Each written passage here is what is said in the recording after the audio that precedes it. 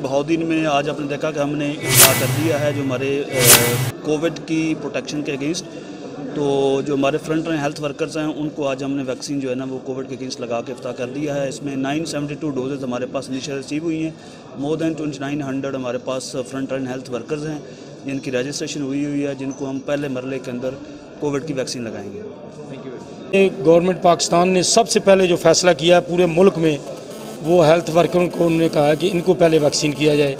और जिन लोगों ने कोरोना के दिनों में फ्रंट लाइन पे लड़े हैं, सबसे पहले उनको वैक्सीन जो है लगाई जा रही है और मेरिट के ऊपर लगाई जा रही है।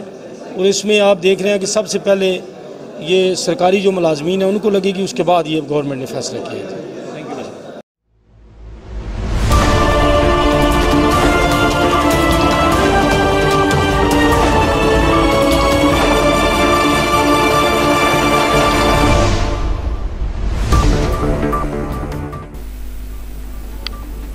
बिस्मिल्लाहिर्रहमानिर्रहीम। अस्सलाम वालेकुम।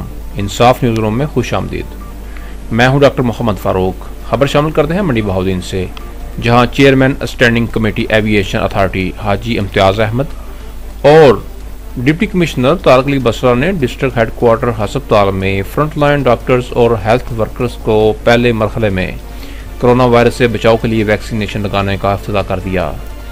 कोरोना वायरस से बचाव की वैक्सीन 147 हेल्थ वर्कर्स को लगाई गई।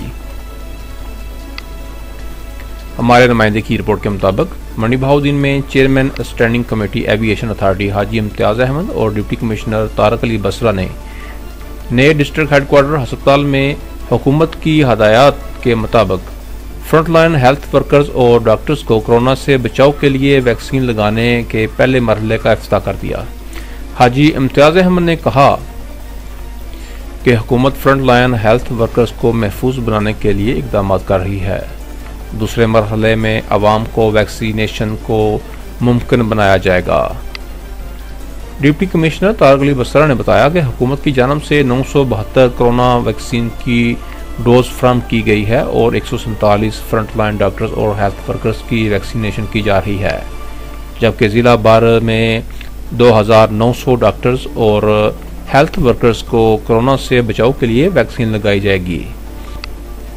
कैमरामैन मोहम्मद अरशद के साथ रिपोर्ट अनायतुल्लाह अंजम क्लेयर, bureau chief Insaf news Mandi Bahauddin.